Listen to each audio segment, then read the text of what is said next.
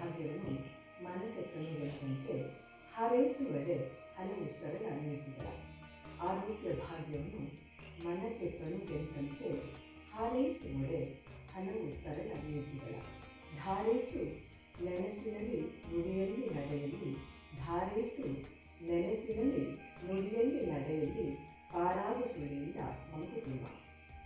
ಅಂದರೆ ನಮ್ಮ ಮನಸ್ಸು ಮತ್ತು ದೇಹದ ಆರೋಗ್ಯವನ್ನು ಕಾಪಾಡಿಕೊಳ್ಳಬೇಕಾದಲ್ಲಿ ನಮ್ಮ ಬದುಕಿನ ರೀತಿ ನೀತಿಗಳಲ್ಲಿ, ಕಾರ್ಯಚಟುವಟಿಕೆಗಳಲ್ಲಿ, ಬೇಕು ಬೇಡಗಳಲ್ಲಿ ಒಂದಿಷ್ಟು ಉತ್ತಮ ರೀತಿ ನೀತಿಗಳನ್ನು ಅಳವಡಿಸಿಕೊಂಡಂತೆ ಆದಲ್ಲಿ ಅನಾರೋಗ್ಯ ಎನ್ನುವಂಥ ಸುಳಿಯಿಂದ ನಾವು ಪಾರಾಗಬಹುದು ಎಂದು ಕಗ್ಗದ ಕವಿ ಹೇಳ್ತಾರೆ. ಆ ನಿಟ್ಟಿನಲ್ಲಿ ಸದಾ ನಮ್ಮೆಲ್ಲರ ಪ್ರಯತ್ನ ಇರಲಿ. ಅದು ಕೂಡ ಮನುಷ್ಯ ಸಹಜವಾಗಿ ಬರಬಹುದಾದಂಥ ಕೆಲವು ಸಣ್ಣ ಪುಟ್ಟ ಅನಾರೋಗ್ಯಕ್ಕೆ ನಾವು ನೇರವಾಗಿ ಆಸ್ಪತ್ರೆಗೆ ಹೋಗಬೇಕು. ಮನೆಯಲ್ಲಿಯೇ ಇರಬಹುದಾದಂಥ, ಮನೆಯ ಸುತ್ತಮುತ್ತಲು ಸಿಗಬಹುದಾದಂಥ ಗಿಡಮೂಲಿಕೆಗಳಿಂದ ನಮ್ಮ ಆರೋಗ್ಯವನ್ನು ಯಾವ ರೀತಿಯಾಗಿ ಕಾಪಾಡಿಕೊಳ್ಳಬಹುದು ಅನ್ನೋ ವಿಷಯವನ್ನು ನಮ್ಮ ಮಾತುಗಳಿಂದ ತಿಳಿದುಕೊಳ್ಳೋಣ. ನಮಸ್ಕಾರ, ನನ್ನ ಹೆಸರು ಅರ್ಚನಾ ಹೆಂಡೆ. ಈ ಮಳೆಗಾಲದಲ್ಲಿ ಎಲ್ಲರಿಗೂ ಥಂಡಿ, ಕಫ, ಕೆಮ್ಮು ಎಲ್ಲ ಶುರುವಾಗುತ್ತೆ. ಈ ಮಳೆ ಜಾಸ್ತಿ ಇರೋದ್ರಿಂದ ಅಂತಹ ಸಂದರ್ಭದಲ್ಲಿ ನಾವು ಮನೆಯಲ್ಲೇ ಮಾಡುವಂತಹ ಮದ್ದು, ನಾವು ಅದನ್ನು ಮಾಡಿ ಸೇವಿಸಿದ್ದು, ಅದಕ್ಕೆ ನಾನು ಆ ಮದ್ದನ್ನೇ ಹೇಳ್ತೇನೆ. ಇದು ನಮ್ಮ ಅಡುಗೆ ಮನೆಯಲ್ಲೇ ಸಿಗುವಂತಹ ಸಾಮಗ್ರಿಗಳು. ಒಂದು 8ರಿಂದ 10 ಲವಂಗ, ಒಂದು 10-12 ಕಾಳುಮೆಣಸು, ಹಾಗೆ ಒಣ ಶುಂಠಿ ಇದ್ದರೆ ಒಣ ಶುಂಠಿ ಅಥವಾ ಹಸಿ ಶುಂಠಿ ಆದರೂ ನಡೆಯುತ್ತೆ. ಈ ಲವಂಗ ಮತ್ತು ಕಾಳುಮೆಣಸನ್ನು ತುಂಬ ಚೆನ್ನಾಗಿ ಜಜ್ಜಿ ಪೌಡ್ರ್ ಮಾಡ್ಕೊಳ್ಬೇಕು. ಆಮೇಲೆ ಒಣ ಶುಂಠಿ ಇದ್ದರೂ ಅದು ಕೂಡ ಚೆನ್ನಾಗಿ ಪೌಡ್ರ್ ಮಾಡ್ಕೊಳ್ಬೇಕು. ಯಾವುದಾದ್ರೂ ಒಂದು. ಹಾಂ, ಹಸಿ ಶುಂಠಿ ಇದೆ ಅಂತ ಆದರೆ ಒಣ ಶುಂಠಿ ಇಲ್ಲ, ಹಸಿ ಶುಂಠಿ ಇದೆ ಅಂತ ಆದರೆ ಅದನ್ನು ಜಜ್ಜಿ ಚೆನ್ನಾಗಿ ಸೋಸಿ ಒಂದು 2-3 ಚಮಚ ರಸ ಮಾಡ್ಕೊಳ್ಬೇಕು. ಇದಿಷ್ಟನ್ನು ಒಂದು ಕಡೆ ಹಾಕ್ಕೊಂಡು ಒಂದು 3ರಿಂದ 4 ಚಮಚ ಬೆಲ್ಲವನ್ನು ಚೆನ್ನಾಗಿ ಕುದಿಸ್ಬೇಕು. ಅದನ್ನು ಇದಿಷ್ಟನ್ನು ಹಾಕಿ ಚೆನ್ನಾಗಿ ಕಲ್ಕೊಳ್ಬೇಕು. ಸ್ವಲ್ಪ ದಪ್ಪ ಆಗುವ ತನಕ ಕಲ್ಕೊತಾನೇ ಇರಬೇಕು. ಆಮೇಲೆ ತಣ್ಣಗಾಗಿದ ತಕ್ಷಣ ದೊಡ್ಡವರಿಗಾದರೆ ಬೆಳಗ್ಗೆ 1 ಚಮಚ, ಸಂಜೆ 1 ಚಮಚ ತಿನ್ಬೋದು. ಇನ್ನು ಸಣ್ಣ ಮಕ್ಕಳಿಗಾದರೆ ಒಂದು ಅರ್ಧ ಚಮಚ ಕೊಡಬೇಕು. ಇನ್ನೂ ಚಿಕ್ಕ ಮಕ್ಕಳು ಒಂದು ವರ್ಷದೊಳಗಿನ ಸಣ್ಣ ಶಿಶುಗಳು ಅಂತ ಆದರೆ ಅವರಿಗೆ ನಮ್ಮ ಬೆರಳಲ್ಲಿ ಸ್ವಲ್ಪ ಹಿಂಗೆ ಅದ್ದಿ ಅವರಿಗೆ ಚೀಪಿಸ್ಬೇಕು. ಅಷ್ಟಾದರೆ ಈ ಗಂಟ್ಲಲ್ಲಿ ಇರುವಂಥ ಕಫ, ಕೆಮ್ಮು, ಎಷ್ಟೋ ದಿವಸದಿಂದ ಕೆಮ್ಮೆಲ್ಲ ಕಡಿಮೆ ಆಗದೇ ಇರ್ತದಲ್ಲ ಕಫದ ಜೊತೆ, ಅದೆಲ್ಲ ಚೆನ್ನಾಗಿ ಕಡಿಮೆ ಆಗ್ತದೆ. ನೀವು ಒಂದ್ಸಲ ಮಾಡಿ ನೋಡಿ.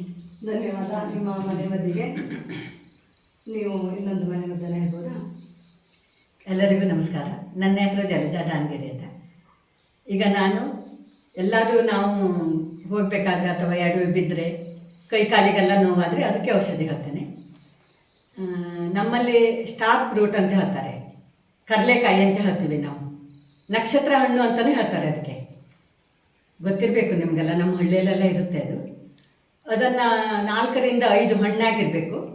4ರಿಂದ 5 ತಂದು ಚೆನ್ನಾಗಿ ಕಟ್ ಮಾಡಬೇಕು. ಅದನ್ನು ಅರ್ಧ ಲೀಟರ್ ಎಣ್ಣೆನ ಗ್ಯಾಸ್ ಮೇಲೆ ಇಟ್ಕೊಂಡು ಅದು ಕುದೀತಾ ಇರಬೇಕಾದ್ರೆ ಸ್ಟಾರ್ ಫ್ರೂಟನ್ನು ಹಾಕಬೇಕು. ಅದನ್ನು ಹಾಕಿ ಚೆನ್ನಾಗಿ ಕುದಿಬೇಕು. ಅದು ಕುದ್ದು ಗರ್ಗರಿ ಆಗಬೇಕು.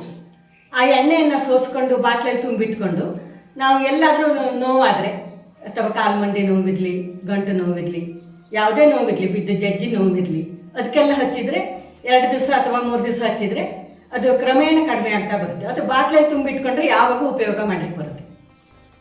ಧನ್ಯವಾದ. ಇಂತಹ ಔಷಧಿಗಳು ತೀರಾ ಅಗತ್ಯ. ಯಾಕೆಂದರೆ ಏಳೋದು ಬೀಳೋದು, ನೋವು, ಗಾಯಗಳು ಸಹಜ.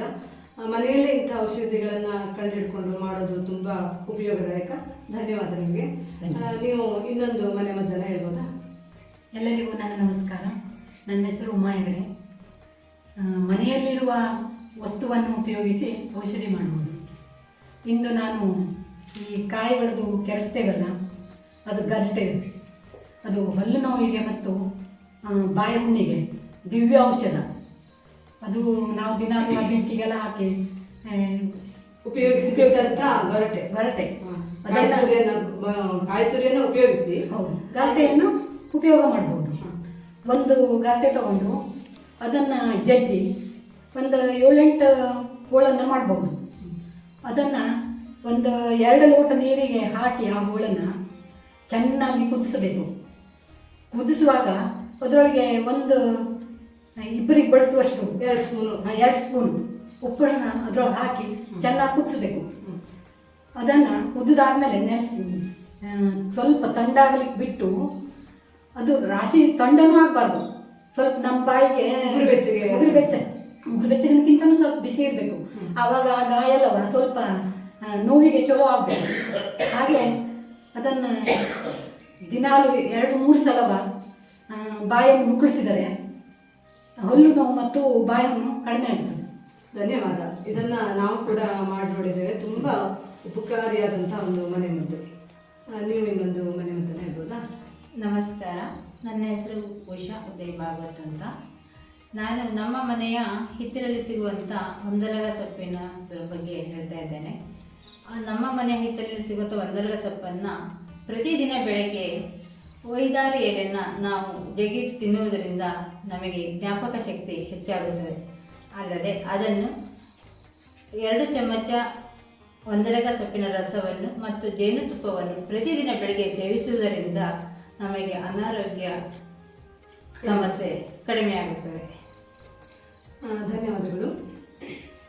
ಹಾಗೆ ದಿನಂಪ್ರತಿ ಕಾಣುವಂಥ ತಲೆನೋವು, ಅದಕ್ಕೆ ಜಾಯಿಕಾಯಿಯನ್ನು ತೆಗೆದು ಹಣೆಗೆ ಹಚ್ಕೊಳ್ಳೋದ್ರಿಂದ ಕೂಡ ಕೆಲವೊಂದು ಬಾರಿ ಕಡಿಮೆ ಆಗುತ್ತೆ. ಹಾಗೆ ಲಿಂಬು ರಸವನ್ನು ಒಂದು 2-3 ಹನಿಯನ್ನು ಕಿವಿಗೆ ಹಾಕೋದ್ರಿಂದ ಕೂಡ ಕೆಲವೊಂದು ಬಾರಿ ಕೆಲವೊಬ್ಬರಿಗೆ ಈ ತಲೆನೋವು ಕಡಿಮೆ ಆಗುತ್ತೆ. ಧನ್ಯವಾದಗಳು. ಇನ್ನಷ್ಟು ಮನೆಮದ್ದನ್ನು, ವಿಶೇಷ ಮಾಹಿತಿಗಳನ್ನು ಮುಂದಿನ ವಿಡಿಯೋದಲ್ಲಿ ನಾವೆಲ್ಲ ಸಂಗ್ರಹ ಮಾಡ್ಕೊಳ್ಳೋಣ. ಅದನ್ನು ನಾವು ಉಪಯೋಗ ಮಾಡೋಣ, ಅದನ್ನು ಜನರಿಗೂ ತಿಳಿಸೋಣ ಅಂತ ಹೇಳ್ತಾ ನಿಮ್ಮೆಲ್ಲರಿಗೂ ಮತ್ತೊಮ್ಮೆ ಪ್ರೀತಿಯ ಧನ್ಯವಾದ. ನಮಸ್ಕಾರ.